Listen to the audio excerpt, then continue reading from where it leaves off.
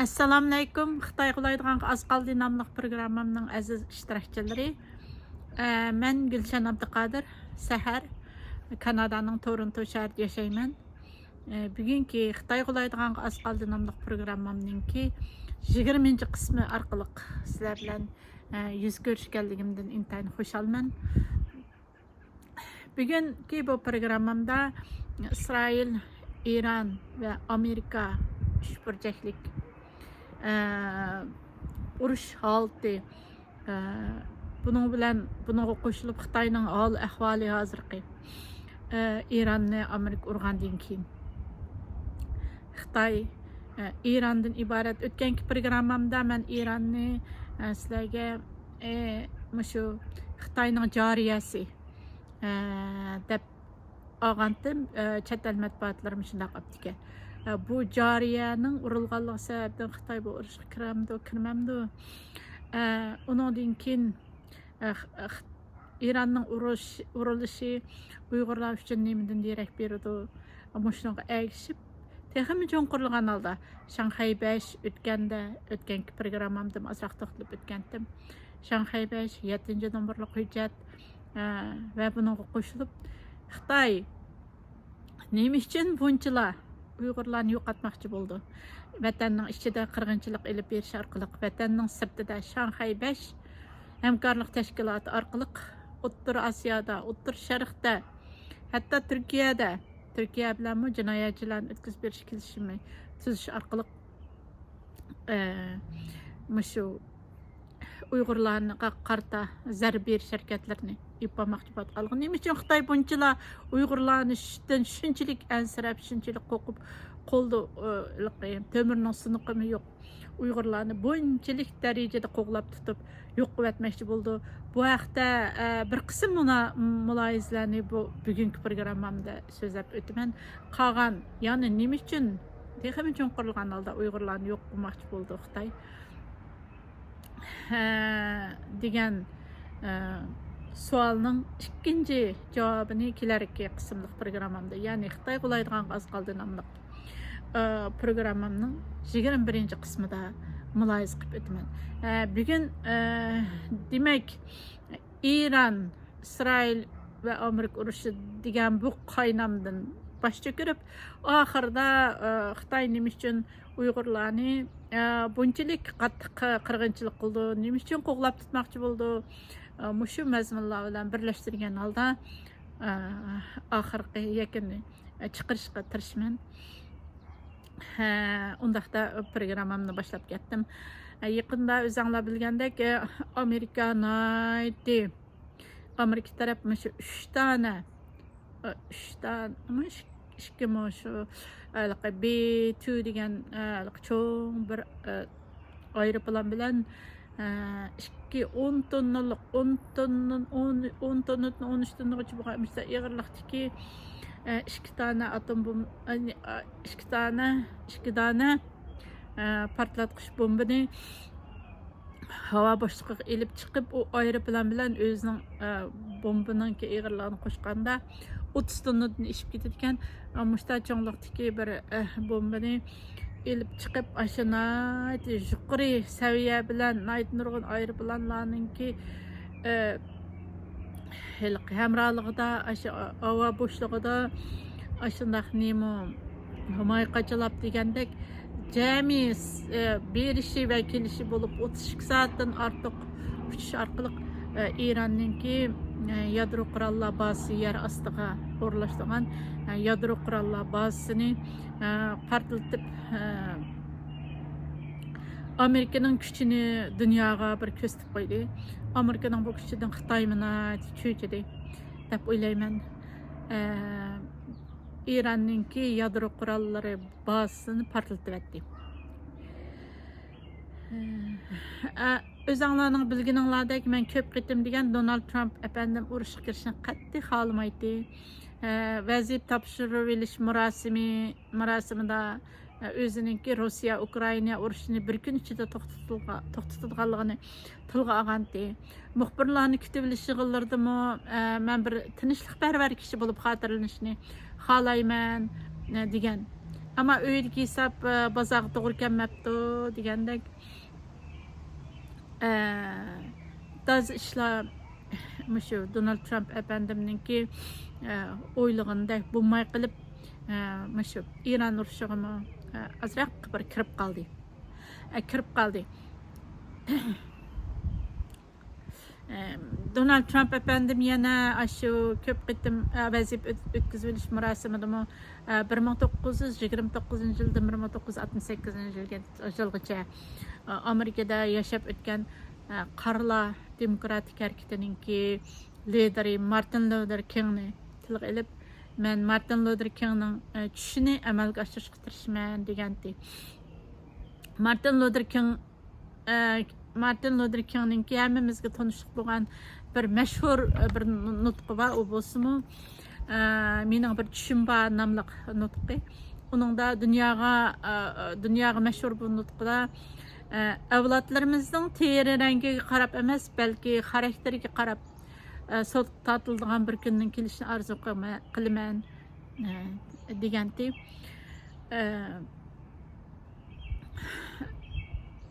Şundaq endi Donald Trump efendimninki oylagan arzu armanlary reallıkka endi dünyanınki ahvaly şundaq bolganlygy üçin tazy bazaga toğry kelmey qaldy.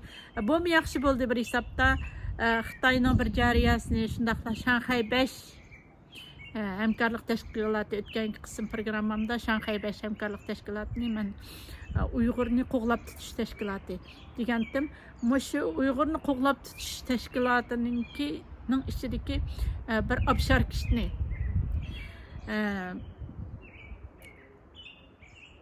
shu obshar kishini bir urgan bo'ldi Amerika. Men programmamning markaziy qismlarida yana Shanghai 5 haqida to'xtalman va texnik cho'nqirlagan holda Xitoyning nima uchun vatan ichida qirg'inchilik elib berish orqali vatan sirtida Shanghai 5 va O'rta Sharqda Ironni qo'yish orqali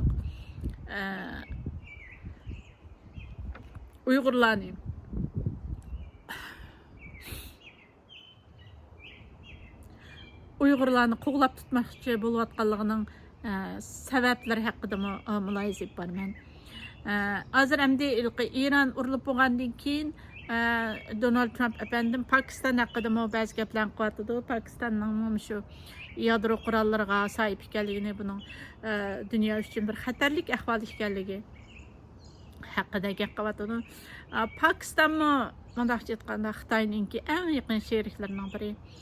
Xitoy Pakistan iqtisodiy koridori o'tgan programmalarimda bakchiq deb o'tib ketdim. Ve Uyg'urning yuragini tashgandek teshib shu Qarqorim Himalaya tog'larini Qashqadan bo'ylab Udal Gada portiga tutishadigan İpek yo'lini, dengiz İpek yo'lini asli İpek yo'lining xo'jayini bo'lgan, tarixdan nurg'unlagan İpek yo'lda rollarni o'ynagan Uyg'urlarni yo'q qilib etish badliga bu yangi İpek yo'lini qaytadan aşkan. Bunun karşı Balochistan xalqına ait qahramanlıq gösterib Xitoyga qarşı harakat etayotgandi. Donald Trump efendim endi hozir yana shu nimani Pakistanning gapini tilga ilyotdi. İrandan keyin Pakistanning yadro qurollari bor deb urib yetadigandak bir shap kelyotdi. Pakistan Xitoyning eng chong g'alchisi unimi bir urvatsa bek yaxshi bo'lgan bo'ladi Uyg'urlar uchun. Gerçi dünyada Uyg'urlarning ismi ancha tilga ilinmayotgan bo'lsa-mu, ammo dünyada Uyg'urlar uchun bir narsalar shakllanayotgandek. Dünya Uyg'urlarning yangi bir hayot uchun bir narsalarga homildor bo'layotgandek bir vaziyat shakllanayotdi. Endi kishilar shu İran İsrail urushi bo'lgandan keyin shu nimani bek muloyiz qilishga boshladi Xitoyni. Xitoy bu jariyasini, Xitoy bu Shanghai 5ga İran o'tgan programmamda aytib ketganimdek 2023-yili Shanghai 5 hamkorlik tashkilotiga kirgan. Shu hozir hamda Urumchi Tehran temir yo'li yasalyapti. Bu bitgandan keyin Uyg'urlarga kun yo'q O'rta Sharqda Tehran orqali O'rta Sharqqa o'tadigan Uyg'urlarning hammasininki yuzlanish texnikasi orqali Iran tonuyilib Uyg'urlarni asosan o'tkazib berishmişlar. Uyg'urlar qarta qattiq tekshirish harakatlarini boshlash mumkin. Endi bu Xitoy g'alchisining bu Shanxay hamkorlik tashkilotidagi bir g'olliq O'rta Sharqqa qo'ygan Xitoyning absharkisininki urilishi Uyg'urlar uchun xo'shallanarli bir ish deb qarayman. Ham İranmı unda haqiqiy bir musulmon davlatimi emasdi. U mushu o'tgan qismimlik programmamda nurg'un deb o'tib ketdim. Diniy tonga o'rnib olgan bir saxtipaz undaq aytganda shundaq bir davlatdi. Bu masalalarga men hozircha kirmayman. O'tganki programmamda jiq to'xtalib o'tib ketdim. Oxirgi programmamning oxirgi qismlarida agar vaqtim ishib qolsa to'xtalishim mumkin. Ammo Iranninki haqiqiy musulmon bir davlat emas ekanligini, uninki mushu Shiy sun'iy musulmonlar o'rtasidagi Shiya va sun'iy qatorliq ikki mazhabga bo'lish orqali musulmon dunyosini qanchalik darajada paramparcha qilib qolganligi haqida ko'pchilikning ma'lumoti bor deb o'ylayman. Hamda shu Iran Isroiliya urushi bo'lgandan keyin nurg'unlagan kishilar Xitoyni shu urushga kiramdi, Iranning yindi turamdi degan muloyizalarni bekchiq qildi. Hatto Xitoyni yuqori texnikalik qurollar, hatto askarni avatib qilish mumkin, Ironga avatib qilish mumkinmi? Bu orqali Xitoy Iran ishg'ol qilamdi. Agar ishg'ol qilsa, strategiyalik muhim ahamiyatga ega bo'lgan Hurmuz bo'g'izi bilan birlikda Iranning barliq yer osti boyliqlariga erishdi. U chaqda neft va dollar kelishimi degan ma'noda bir ish bo'lgan bo'ldi deb nurg'ulg'an matbuotlarda mushtaq muloyizalar bo'ldi. Xitoy azon va saxta mollarining dunyoga yeyilishi bilan Xitoy hammamiz bilgandek xuddi cho'lda suvga tashna bo'lib ketgan bir kishidek xuddi neft va tabiiy gazga bek ijirqab ehtiyojli bo'lib ketdi. Ammo Xitoyning hozir Ironga tutgan maydondan qaraganda Ironga og'zaki xuddi boshqalarga ritorik xitob qilish bilan cheklanib qoldi. Xuddi tamdan xo'shinsinki o'ylasa qarab urushmanglar, undaq qilsanglar bo'lmaydi. Ma'lning tinchligiga ta'sir etib qoldi, undaq degan bir mahalla ninki bir oqsoqolga o'xshab qoldi. Nima uchun Xitoy Ironga yordam qilib urushga kirmaydi? Uninki mundaq sabablari bor bo'lishi mumkin. Birinchisi, Xitoy tarixdan buyon hozirgacha Xitoyni muloyiza qilgan bo'lsa, Xitoy hech qachon bir urush maydonida emas, urush qilib emas, balki hiyla-mikr va yumshoq singib kirish bilan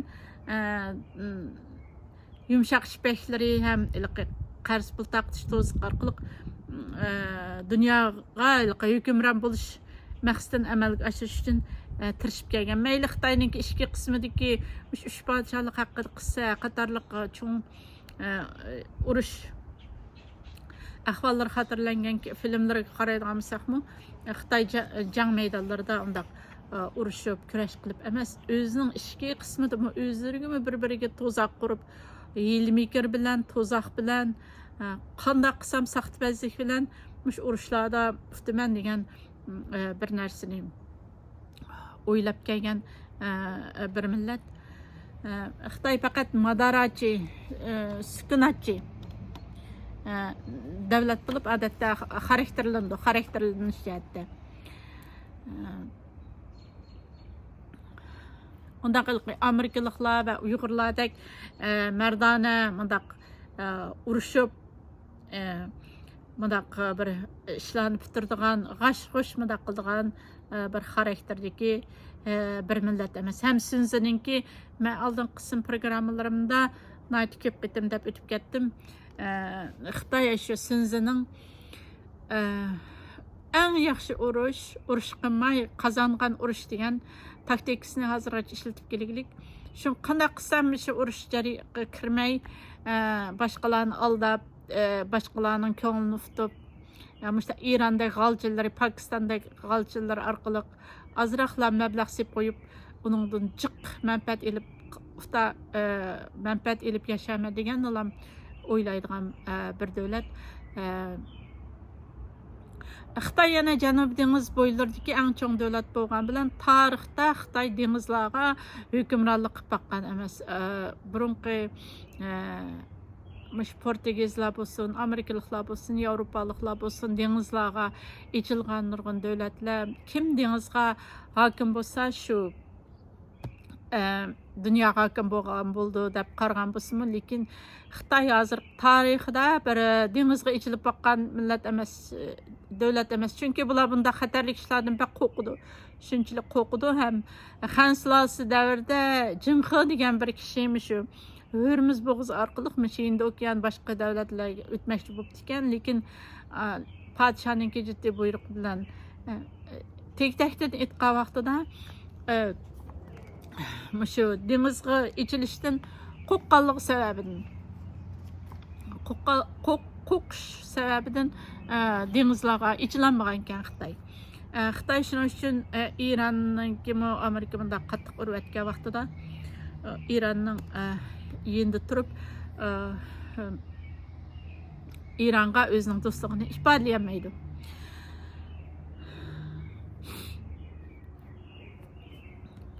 Endi yaqinda shu New York gazetida shu Amerikaning İran'a qaratgan urushlari ve Xitoyning bunun tutayotgan pozitsiyasi haqida bir maqol e'lon qilindi. Maqolning asos temasi Amerikaning Iranga qaratgan ig'ir hujumi va Xitoy kuchining chegarasi degan maqol ekan. Buni yozgan kishilar David Person, Kate Bradshaw, Barry Wong degan uch shu New York vaqti gazetiniki muxbiri birlashib bu maqolani yozib chiqibdi.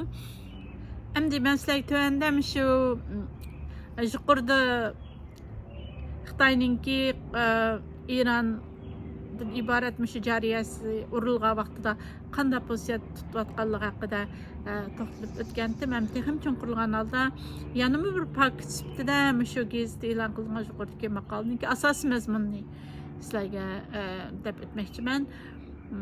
Bu üç avtor birleşip yazgan bu maqolda ninki asosiy mazmunda endi shu shundaq markaziy degan ilgari suribdi.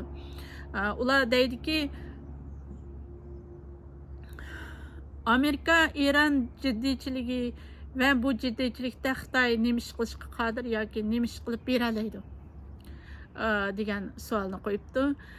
Trump İsrailya bilan bo'lgan haqiqiy do'stligini qo'g'dash uchun İranga askariy harakat ifoda, ammo Xitoyning İranga bo'lgan ta'siri kuchli bo'lsa-mu, ammo bu qitim İsrailga va yoki Amerikaga qarshi birma-bir yoki udul-mudul qarshi chiqadigan kuchim yo'q, undaq bir orzusim yo'q deb mulohaza qildi maqolda. Ondan keyin yana maqolda Xitoyning bu urush tanlagan retorik xitob insoniy yordam va nihoyat az narsa kerak yordamlari bilan cheklanib qoldi.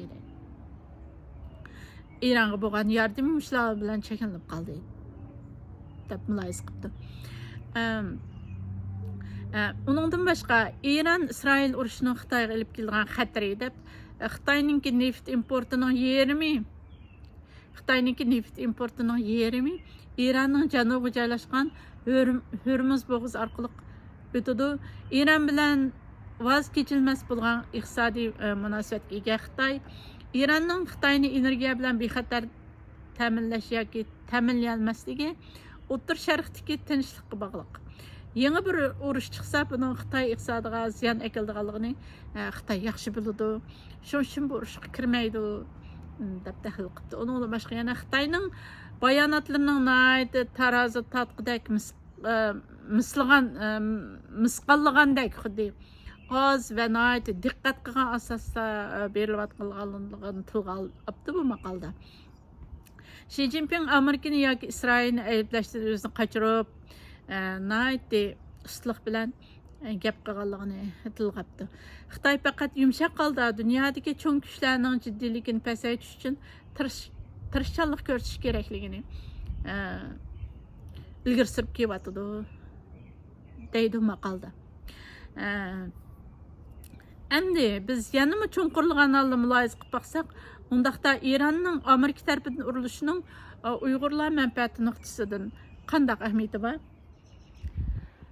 Bu albatta Xitoy qurgan Shanxay 5 tashkiloti bilan munosabatlik o'tgan programmamda men tilga olib o'tganimdek chet el matbuotlari masxir qilayotgan Iran allaqachon Xitoyning bir musulmon jariyasiga allaqachon aylanib qolgan. Uni azdab 2023-yili Iran Shanxay 5 tashkilotiga kirgan. 19-qism programmamda ta'kidlab o'tganimdek Shanxay 5 harakat Shanxay 5 hamkorlik tashkiloti deganlik Uyg'urni qo'llab tutish tashkiloti degandan iborat bo'lib, Xitoy 1996-yili Shanxay 5 hamkorlik tashkilotini qurgan. Dastlabki qurilganda Rossiya, Qozog'iston, Qirg'iziston va Tojikiston qatorliq 5 davlat bilan qurgan. Dastlabda Shanxay 5 tashkiloti deb atalgan. Bu tashkilot 2021-yili O'zbekistonni o'zining ichiga qabul qilish bilan ismini Shanxay 5 hamkorlik ishbirligi tashkiloti deb atalgan. Demak, bular nimada hamkorlashadi, nimada ishbirligi qildi? Shanxay 5 hamkorlik va ishbirligi tashkiloti deb ismini shunday o'zgartishiningki asosiy sababi nima?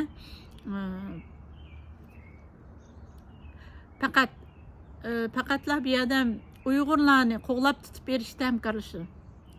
Chet ellarda Xitoy vatanning ichida qirg'inchilik Uyg'urlarga og'ir qirg'inchiliklarni ilib berayotgan ming tasdiqlarda jinin olqiniga ip qo'yib chet ellarga qochib chiqqan Uyg'urlarni qo'g'lab tutib shu Xitoyga o'tkazib berishda hamkorlashadi.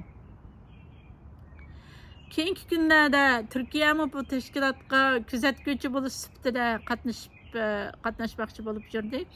Gerçi Türkiye Şanghay 5 hamkorlik tashkilotiga kirmagan bo'lsa-mu, oldingi qismliq programmalarimda aytib o'tganimdek 2017-yilda, ya'ni Xitoy vatan ichida Uyg'urlar qartilgan jazo lagerlarini ichishi bilan tang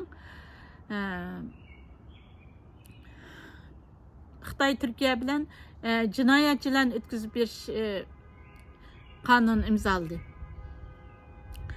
Gerçi Shanxay 5 hamkorlik tashkilotining ichida Turkiya bo'lmasa-mu, lekin jinoyatchilarni o'tkazib berish qonunining imzolanishi Shanxay 5 tashkilotiga kirgan bilan yanlam o'xshash barobar o'rnida turadi. Demak, Iran Xitoy qurgan, ya'ni Uyg'urlarni qo'g'lab tutish ishbirligi va hamkorlik tashkiloti hisoblangan Shanxay 5 tashkilotiga O'rta Sharqdan kirgan birdan-bir musulmon davlat bo'lib hisoblandi. Undaqda bu yerda shunday bir savol tug'ildi. U bo'lsa-mu, Xitoy nima uchun vatan ichida jazo lagerlarini qurib yo'q qilishga tirishadi? Vatan sirtida dunyo miqyosida bo'lsa Shanxay 5 hamkorlik va ishbirligi tashkiloti orqali qo'g'lab tutib yo'q qilmoqchi bo'ldi. Nima uchun zodi bu Uyg'urlarni yer yuzidan yo'q qilib etmoqchi bo'ldi? Bu savolning javobini men ikki qismga bo'lib mulohaza qilish orqali tepishga tirishaman. Birinchi qismini, ya'ni Xitoyga qarshi vatan ichi va sirti birinchi qismini, ya'ni Xitoy qarshi vatan ichi sirtidagi qurolli kurashlardan o'rnaklar berish orqali nima uchun Xitoy bandit davlatining Uyg'urlarni tub yiltizdan qurtmoqchi bo'lganligini isbotlashga tirishaman. Endi misol o'rnida men shu 19 aprel 1998 yılı Gulci 5 fevral Gulci inqilobi yuz berib 1 yildan keyin, ya'ni 1998 yılı 19 aprel kuni Xodyar yuzida yuz bergan Uyg'ur 5 fevral partizanlik kuchlar qurolliq askarlari Uyg'ur qahramonlari bilan Xitoy askarlari o'tirsiz bo'lgan to'qinish va shundaqla 26 iyun to'xovchi, ya'ni ayni yildagi 1998 yili 26 iyun to'xovchi yuzi to'qinishini misol qilib so'zlash orqali Xitoyninki Uyg'urlarni qo'g'lab tutish, chet ellarda Shanxay 5 hamkorlik tashkiloti orqali yo'q qilib etishidagi asosli sabablarning yakun chiqarishga tirishaman.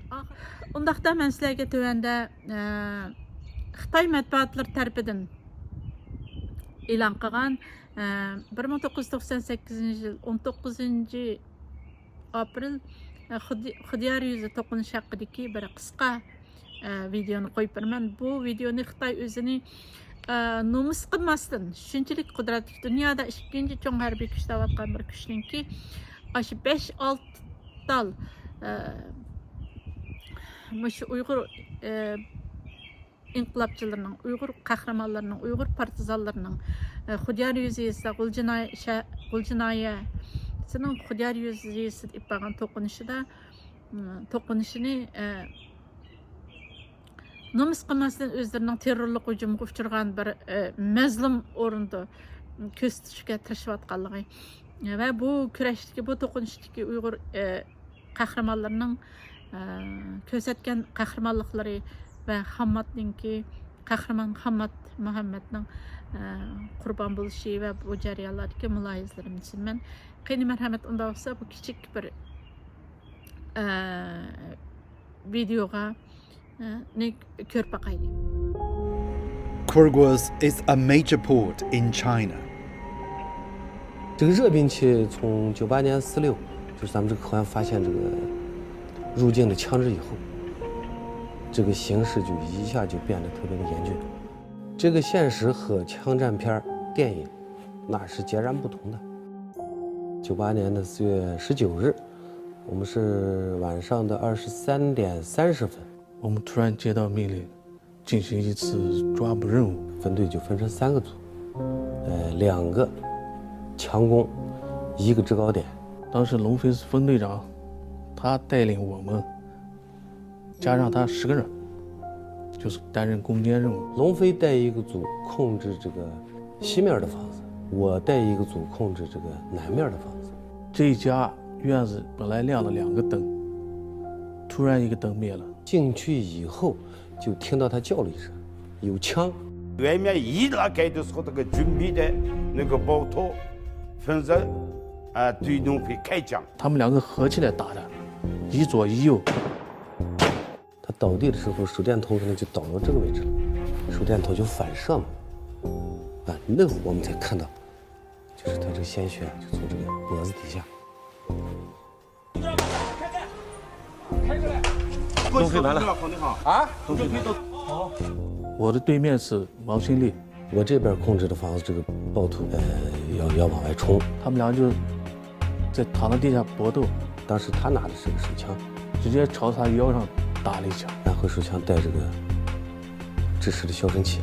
2个暴徒对我们开枪，冲出来了，我就毫不犹豫就子弹就打出去了。最后要清理现场的时候，就发现龙飞的枪不在了。2个月以后6.26的时候，把枪拿出来，就是对我们开枪。Endi tövende sizlarga qo'yib berdiganim 26 iyun To'xo'juzi qirg'inchiligi, To'xo'juzi to'qinishi da Xitoy taraf ishlagan video o'zini, ya'ni terrorizmning qurboni qilib ko'rsatish uchun ishlagan videosi. Bunu mu bir dikkatini sunmakçıyım. 2个月以后，626的时候把枪拿出来，就是对我们开枪。 The policeman kneeling in this footage in front of Long Fei's grave is Kong Yongqiang. Kong later lost his life during the search for the remaining gang members. 当时他们跟着那个暴徒就追， One terrorist was shot in the arm, but managed to escape to the kitchen. He could see the soldiers, but they couldn't see him. The team crawled to reach the kitchen. Kong Yongqiang raised his head to look. 恐怖分子开一个枪，空用枪倒下了。 Nurtai Anwarbek's team was outside. He leaped in to rescue Kong and was shot dead himself. 又开的一枪，把我的这个右面肩膀上受伤了。暴徒他是可能是国外培训过来的人，胳膊断了，他一个手开枪开不了那个长枪，他把枪头搭到这儿，用这个手扣扳机。 暴徒对我们开的这个枪，420的时候就是农兵用的那个枪。他在跳窗户的同时，就击毙到那个廊檐底下了。这些就是我们手脚这些。 Wang Xinli showed us some of the weapons captured from the terrorists. Some were made outside China. 这支枪呢，就是咱们81-1，这就是龙飞当时这个战斗时候用的枪。这支枪是冲锋枪，苏制的，这个 AK-47，这是打龙飞的枪，这是也是个自动武器。这支手枪你看，这个带着消声器这个，这是那个当时那个暴徒打我的那支枪。现在有手术那个刀口嘛，这就让我们永远就记住，对待这些暴徒，那我们是要毫不留情的。你看我们这个公安人员里面。 Abdurrahman continues to mourn his fallen comrades. To date, the campaign against extremism has claimed the lives of hundreds of police. Abdurrahman says it's up to the survivors to finish the tasks. 他们就是为了新疆的稳定，把自己的性命就丢了嘛。当时2天2夜这个哭的还饭都好好的没吃饭，觉得少了2个好朋友，很难过呢。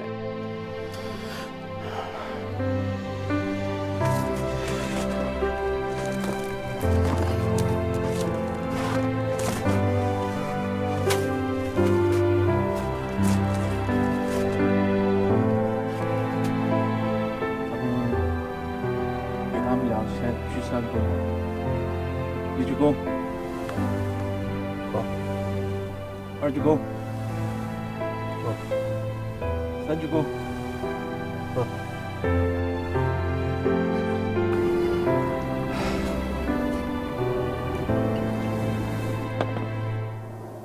在这儿给你们敬上一杯酒。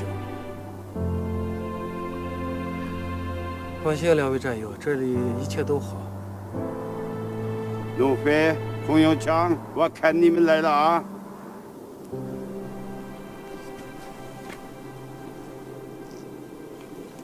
我们对这个。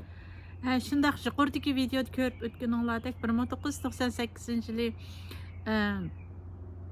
3 ayning 4 ayning 6 kuni O'rta Osiyodan Qozog'istondan cho'ng 2 KAMAZ mashinada nihoyat zamonaviy ilg'or qurollar kirdi. Jongning orasiga mundaq yushirib.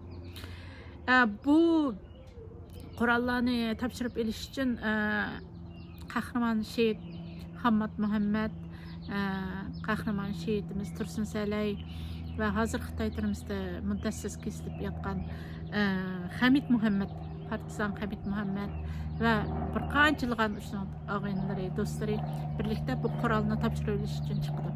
Baxtga qarshi bu qurollar pash bo'lib qolib Xitoy tarafidan bular jiddiy qechib bir yerga yushinib olishga to'g'ri keldi.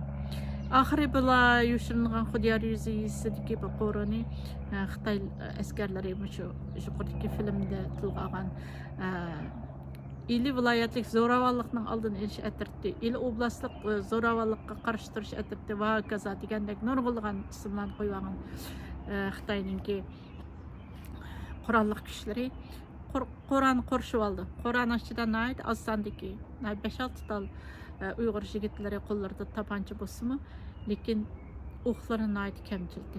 Bular oxirida shu 2 nafar shu Xitoy amaldorini, Xitoyning cho'ng harbiy amaldorlarini, qurolli amaldorlar bilan yuqoridagi 2 Xitoyni yaralandigandan sirt Longhui degan bir Xitoy askarni etib tashlaydi. Bu kuni bo'ron chapqinlik, shamolliq bir yoz vaqti o'g'ashqa kecha bo'lib, kechadan tong sahargacha bu qurolliq etishlar davomlashadi. Bu jarayonda Uyg'ur qahramonlarini yuksak darajada qahramonliklarni ko'rsatdi. Hammat ashu Xitoyninki Longhui degan shu qorshab hujum qilishga qo'mondonlik qilgan Xitoy askarini etib tashlaydi. Endi o Longhui degan Xitoyninki birinchi nomerlik eng mamlakat bo'yicha mamlakat bo'yicha birinchi darajalik askar bo'lib, shu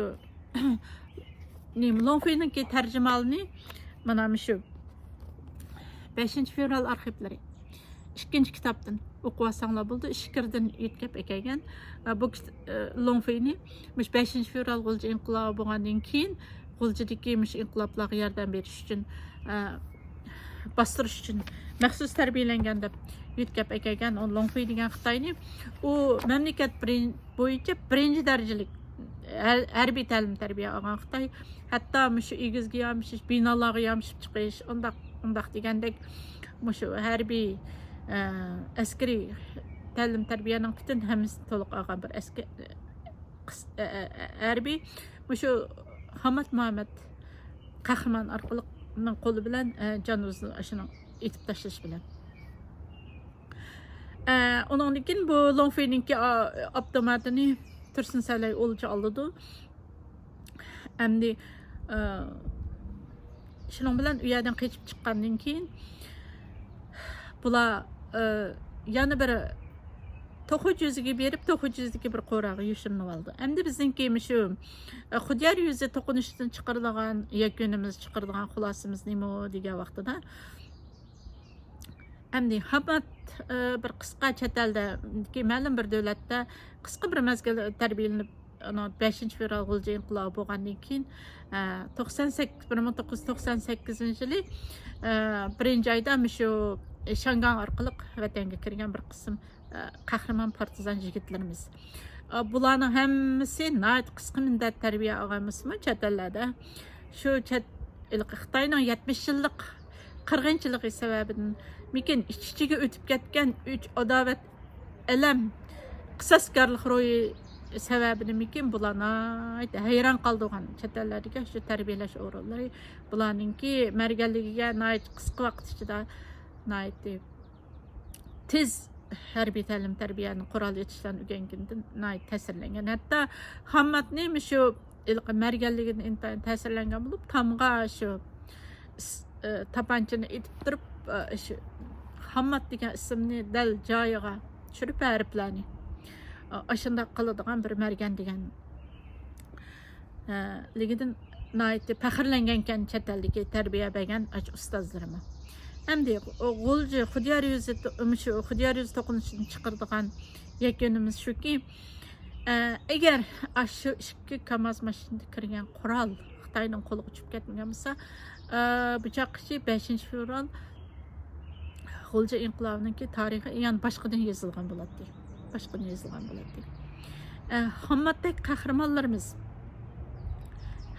Hammadda qahramonlarimiz o kuni qattiq tirishchiliklarni ko'rsatganmiz, lekin ularning oqisini yetib kelgan boshqa yordam kuch bo'lmaganligi, o'q-dorilarning tugab ketganligi, qurol bo'lmaganligi sababidan shahid bo'ldi ishkini Hammad. Xudyar yuzi to'qinishidan chiqaradigan xulosamiz shuki, demak bu yerda bir intayin og'ir chorsizlik, qurolga bo'lgan tashnalik.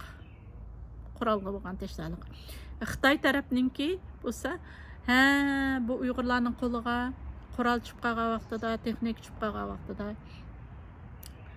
qandaq bo'ladi degan bir savolni o'zlariga qo'yishi. Uyg'urlarning qo'lda qurolning yo'q bo'lishi va qurol texnikalarining yo'q bo'lishi. Demak, chet ellarda Shanxay 5 hamkorlik tashkilotini qurib, Uyg'urlarni qo'g'lab, sirto'qay qilib, tutib, mustaq yurishidagi Xitoyninki birdan-bir sababi Xitoyning qo'liga, Uyg'urlarning qo'liga qurol va qurolga munosabatlik texnikalarninki tushib qolishidan ansirashdan iborat. O'rta Osiyodagi qurolliq kurashlarimizni shu Xitoy Shanxay 5 hamkorlik tashkiloti orqali Qirg'iziston, Qozog'iston, Rossiya qatorliq davlatlarninki hamkorlashishi bilan echin ishqalda yo'q qildi. Buningdagi eng echindig'imiz O'rta Osiyodagi qurolliq kuchlar kurashlarimizning yo'q bo'lishidagi eng echinarli yeri fikr, ideya, tushunchalarimizning birlikka kelmaganligi bo'ldi. Shundaq, endi ikkinchi videoga kelsak, ikkinchi video 1998 yili 6-oyning 26-kuni To'qo'chuzidagi to'qinish 19 aprel Xudoyoriyuzda to'qinishidan qechib shu Xitoyning muasirasidan qechib chiqqan Tursun Salay, Hamid Muhammad, Qosim Maqbar, İlyas Zordon qatorliq o'nga yetmaydigan Uyg'ur partizanlari yana 1998 yil 6-oyning 26-kuni Qo'rshovda qoldi. Yuqoridagi videoda ko'rganinglardek. Bu yerda Longfei Koyongchang, anandagi Nurlan qatorliq ikki Xitoy askarni etib o'tirdi. Yuqoridagi videoda so'zlayotgan Abdurahman Payzi ig'ir yaralandi. Bu Abdurahman Payzini yo'qlab Banglonchan darhol aeroplanla olib keldi. Shuna o'xshash voqealar. Shuncha nurg'un askarlar Xitoyning shu qo'rani qurshib oldi. Hutmutish ko'p ketdi qo'ralarning ishlar ko'dinglar. Bu yerda Nurlan degan qozoq saqchi bir dehqonning bolasini go'riga olib qo'raga kirdi. Qo'raga kirgandan keyin bu yerda Hamid Muhammad dehqonning bolasiga beshig'ini tuvan qil degan buyruqni berdi. Shuni tuvan qilishi bilan Hamid Muhammad shu Nurlan qozoq saqchini etib o'tirib, Qosim Maqbar, İlyas Zordon qatorliq hamrohlari bilan birlikda shu Nurlan degan qozoq saqchini atgandan keyin butun Xitoyning askarlari shu boshlarini tuvan qilib shunda qalqal titrab o'qmi chiqaramasdan shunda yetib olganligini To'qo'chuzidagi dehqonlar hikoya qilib so'zlaydi. Ig'izdan ig'izga ko'chib qo'ljida bir hikoya bo'lib tarqaldi. Bu o'ynashidagi Tursun Salay zo'r qahramonlik ko'rsatdi. U shu Longfeining 19 aprel Xudoyoriyuzda to'qinishidagi Longfei degan Xitoyninki birinchi nomerlik mamlakatlik birinchi darajalik Xitoy askarininki avtomatini, ilg'or avtomatini yuqoridan ko'rsatdi. Xitoy Longfeininki ishlatgan avtomat edi. Shu avtomat bilan tatatilib etib Xitoylarni nima qilib qo'g'dab turdi. Qosim Maqbar, Hamid Muhammad, İlyas Zordon, Qosim Maqbar qatorliq partizan qahramon bu qo'rshovni bosib chiqib ketdi. Tursun Salay zo'r bir qahramonlik bilan shahid bo'ldi. Uning shahid bo'lishi hargiz Xitoyga Xitoy qarshi turmasdan emas, balki qo'lidagi o'qining tugab ketganligidan, o'q to'risining tugab ketganligidan, chorsizlik ichida shahid bo'ldi. Bu yerda kurash qilayotgani Xitoyninki dunyoning ikkinchi cho'ng askariy kuchi deyotgan cho'ng bir davlat armiyasi bilan etishyotdi bular. Endi bu yerdan qochib chiqqan partizan Hamid Muhammad, Qosim Maqbar va İlyas Zordon qatorliqlarni G'ulji xalqini qo'g'daydi. Aşı partizanlarga qol cinayesine keng panalık bergen bulup, Olcu halkı qol cinayesinden halkları yuşurup, şunçak iğir xatarlarga qarmay, şularni yuşurup qanchaylab saqlaydi, lekin ahırda iştirniqiga qurollangan Xitoy askarlarına bütün şehrini qolcu cinayesini Ürümçi mаңдыға yollarını qatma-qat qorşup alğanlıq üçün amal yo'q.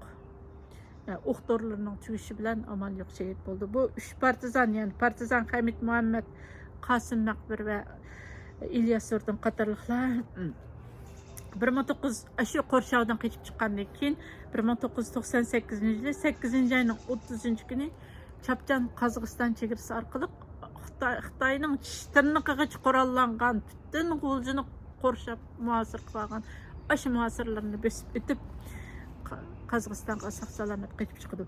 Ammo 1999-yil 1-nji ayning 14-njy güni Qazaqstan taraf özümüzden qaynatışımız Qazaqstan taraf Şanxay Beş Hamkarlık Teşkilatıga Xitoyni qo'g'lab tutib, Xitoyninki Uyg'urlarni qo'g'lab tutib berish teşkilatıga a'zo bo'lgan Qozog'iston davlati xalqarалық ahdnomalarga rioya qilmagan holda bu Hamid Muhammed, Qasım Maqbir ve İlyas Surdun qatarlıq 3 qahramanni Xitoyga o'tkazib berdi.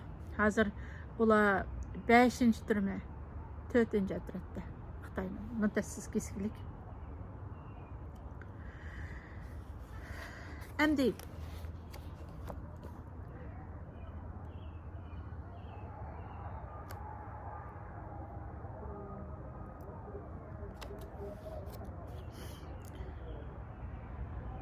bu qurolliq kurashlarimizningki oxirgi uchini biz Suriya armiyasi 38-nji mushu yangidan qurilgan erkin hör Suriya davlatining Suriya armiyasining 38-nji diviziyasi Xitoyda mushta qo'rshovlardan qochib chiqqan. Men faqat ikkilam misolni ib o'tdim bu yerda. Vatanimizning har qaysi joylarida, masalan Aşı Baynayisideki, Aqsu'daki bir türmelerden kaçıp çıkan bir kahramanlarımızın burunqi Xitoylarla iç kahramanlıkları var. Barın inqilabidagi kahramanlıklar. Xitoy Uyghur kurashchilariga Xitoyning askarlari tankilanmay aeroplanlar bilan bomba tashlab Barın inqilobini shundoq bostirgan yakan elish voqeasi va uningdan boshqa Xitoy vatanimizning har qaysi joylarida yuz bergan Qur'onlik to'qinishlar ve 5 fevral Olcu inqilabidagi ikki to'qinishni men misol etdim. Uningdan boshqa Ili daryosi bo'yida bo'lgan Xitoy bilan bo'lgan to'qinishlarning hammasida Xitoy partizanlari tar imkon bilan Uyg'ur partizanlari va qahramonlari Xitoyningki ash dunyoda men 2-nji nomerli harbiy kuchga ega davlat deyotgan shu harbiy kuch bilan ilishdi. Bu yerdagi qichish va bezor bo'lish, chet ellarga qichish va bezor bo'lish, hatta itizlaqda ishlayotgan ketmanlarni tashlab qo'yib, uydagi hamma narsasini tashlab qo'yib qichish va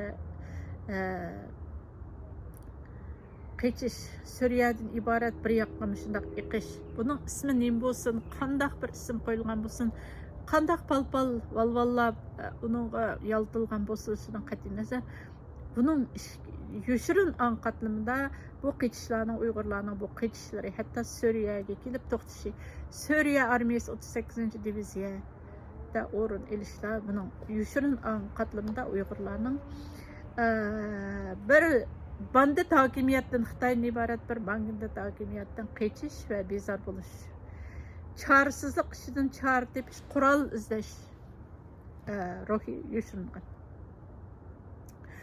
Bu yerdagi Uyg'urlarninki hamma ahvollari Xitoyni hangtan qoldirgan Xitoydagi Uyg'urlarning 5 fevral qurolliq kurashlar jarayonida ko'rsatgan qahramonlar. Shuning uchun Xitoyninki Şanxay Beş Hamkarlık Teşkilatı'nı qurib, davomli a'zo qabul qilib, O'rta Sharqda Ironni o'zi a'zo qilib Uyg'urlarni qo'g'lab tutishidagi asosli sabablarning biri Uyg'urlarning qo'liga ilg'or qurollarning tushib qolmasligi hem ilg'or texnikalarning, harbiy texnikalarning tushib qolishidan intayin ansirash. Suriya armiyasi 38-nji diviziyasida Davud Xudobadi qatarlıq qeyrindaşlarımızdan tərkib tapqan 3800-ge yaqın Uyğur qurallıq əskeri var. Bularni Xitay terrorchi deb atadi. Bu Suriya armiyasiga bularning qo'shilishi bilan Al-Shara Amerika tutish buyrug'i tushirilgan Ahmad Al-Sharaning Donald Trump bilan qo'l elishib ko'rishib, Suriyani erkin Suriyani qaytadan qurib chiqish uchun qo'l elishi Xitoyninki Uyg'urlarni terrorchi deb qo'llab tutishdan iborat bu saxta maskasini yuzidan tushiryapti.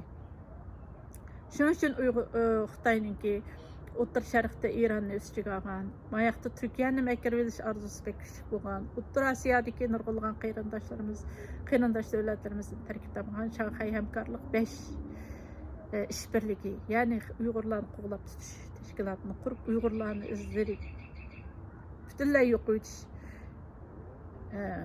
planining aqsida faqat Uyg'urlarning qurolga ega bo'lib qolmasligi va qurol texnikalarga ega bo'lib qolmasligidan iborat. Chunki qurol yo'q holatda shunday qattiq janglarni qilgan Xitoyninki birinchi nomerlik askarlarni o'ldirgan, fidokorlik ko'rsatgan Uyg'urlarning qo'liga qurol chiqib qolgan vaqtida oqibat qanday bo'ldi?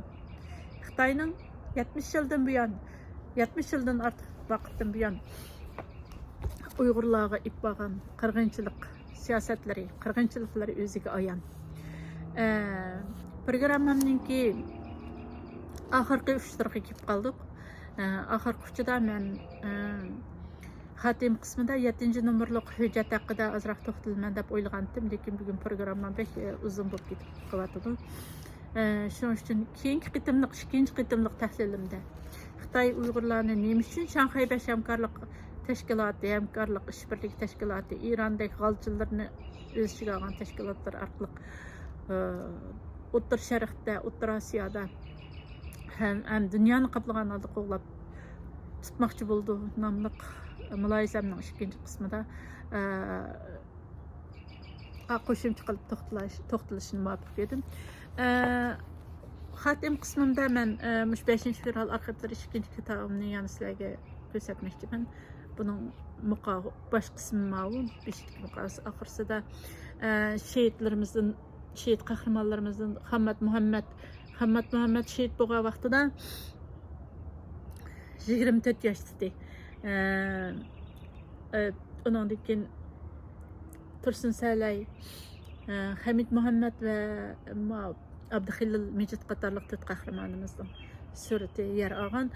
Bu kitobni Kanadadan ilishni xohlaydiganlar men bilan aloqalashsa bo'ldi. Amerikada ilishni xohlaydiganlar Dolan restoranining xo'jayini Hamid inimiz orqali setvasi bo'ldi. Turkiya orqali olmoqchi bo'lganlar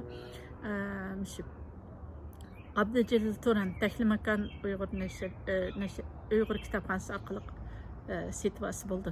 Ham eng yangi nusxasi 3-chi qitimliq to'liqlangan, nurg'ulg'an uchurlar to'liqlangan eng yangi nusxasi Uyg'ur Project Fondininki to'g'ri betidan PDF nusxasini ko'ra olasizlar. Men programmam oxirlashgandan keyin har qitim shu Uyg'ur Project Fondininki to'g'ri betini mening kitoblarim bor, to'g'ri betni oxirsiga chaplab qo'yapman. Ashadin ko'rib olsanglar bo'ldi. Bugungi programmam sal uzun bo'lib ketdi, ham sal kashib ketib qoldi. Shuning uchun muloyizalarimni mishad oxirlashtirmoqchiman. Kelar qismliq programmamda Xitoyning nima uchun Uyg'urlarni qo'g'lab tutadiganligi, chet ellarda nima uchun Shanxay hamkorlik tashkiloti orqali qo'g'lab tutmoqchi bo'lganligi, uzluksiz o'ziga a'zo qabul qilayotganligi, vatanning ichida jazo lagerlarini qurish orqali yo'q qilishganligi haqidagi ikkinchi muloyizamni sizlarga sunaman. Kelar qitimda programmamda ko'rishguncha omon bo'linglar.